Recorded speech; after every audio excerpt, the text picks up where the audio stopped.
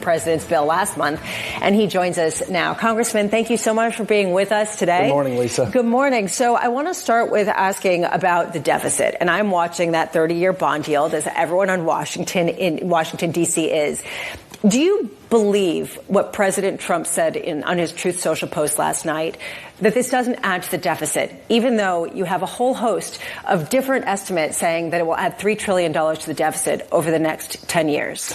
Well, Republicans are also watching the 30-year. We're watching the 10-year. We're watching instability in the bond market. We're looking at weakness in demand for treasuries. But blaming the big, beautiful bill for weakness in the treasury market or instability in the treasury market is like blaming the firefighter, the arsonist blaming the firefighter for the inferno.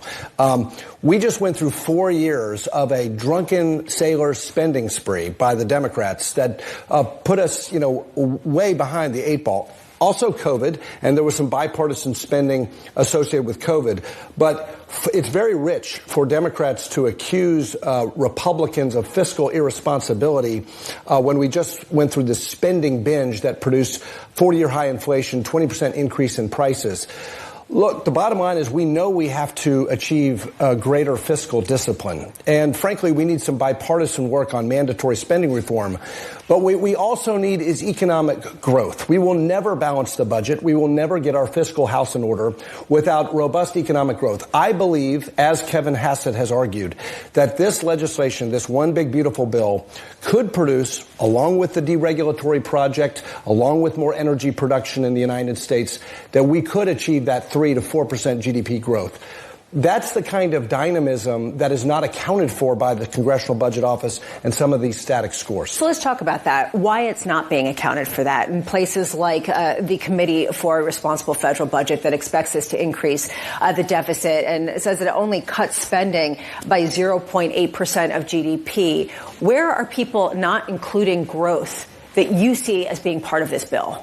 Well, the CBO just doesn't. They were off $1 trillion, underestimating revenue reflow that came as a result of growth from the Tax Cuts and Jobs Act in 2017.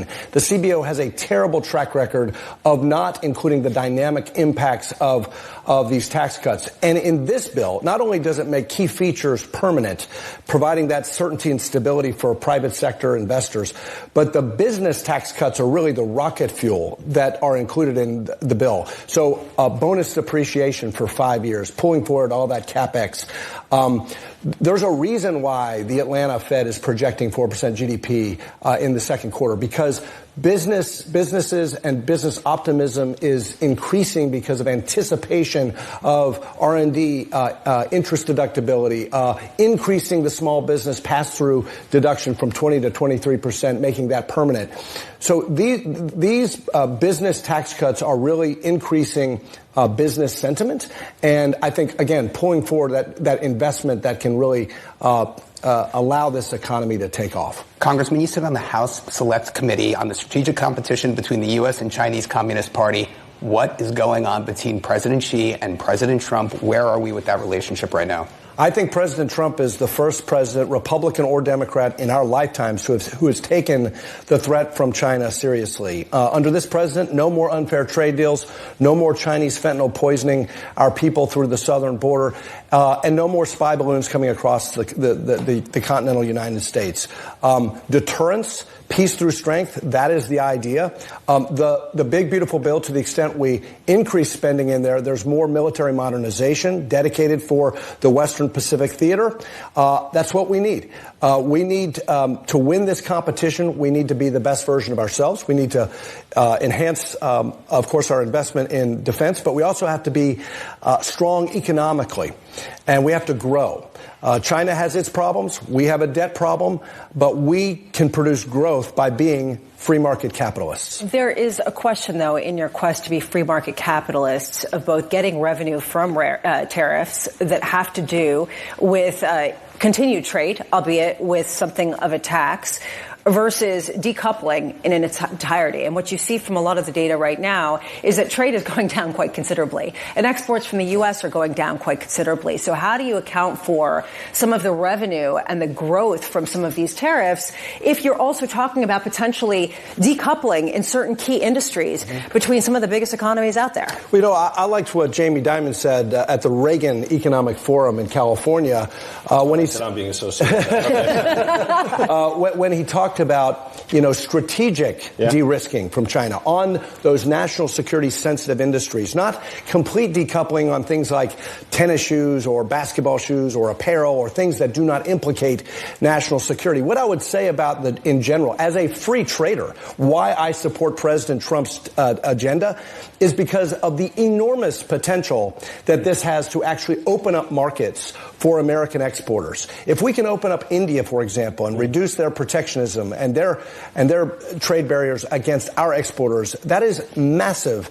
And if you think about it, from where we were on Liberation Day to now, we're back in basically a bull market with a correction embedded. Every trade deal that is inked from here on out is, again, jet fuel for the economy. We get the certainty of trade deals in place with more market access for American exporters, plus deregulation, plus the tax cuts. I do see 4% GDP. What do you think the Senate is going to do to change the bill that you would be okay with in terms of cutting salt tax deductions, potentially adding back and potentially even increasing some of the CBO score for the deficits with respect to Medicaid? What are you going to be okay with?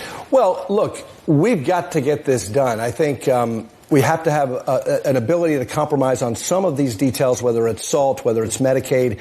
I welcome fiscal hawks in the Senate saying, hey, we need to do more on the spending restraint side. So Ron Johnson, my colleague, Rand Paul from Kentucky, good for them for asking for a reduced size and scope of the federal bureaucracy. I like that. Let's codify some of the DOGE savings. But at the end of the day, we have to get this done and deliver this. 77 million Americans voted for this pro-growth agenda. I think at the end of the day, we'll come together, we'll get it done. Congressman, thank you so much for being here. Great to be with you. Congressman Andy Barr here in New York. And this really is the key question, Tom. Ultimately, what gets done in what form and whether it's going to generate more growth than people are expecting, because that really is one of the key questions at a time where everyone seems to be focused on the deficit. Yeah, Congressman Barr, you're really separating out the issues for investors here, too, which is can we balance that growth with reduction in expenses so that the Treasury market will function?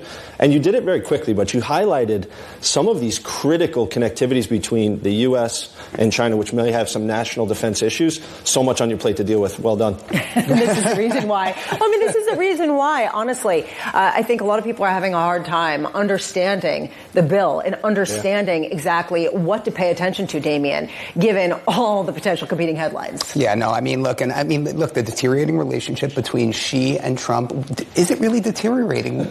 We don't know what's really going on inside the White House, inside the Oval Office, inside the West Wing. So, it's anyone's guess at this point. And it's anyone's guess what some of the data is going to point to.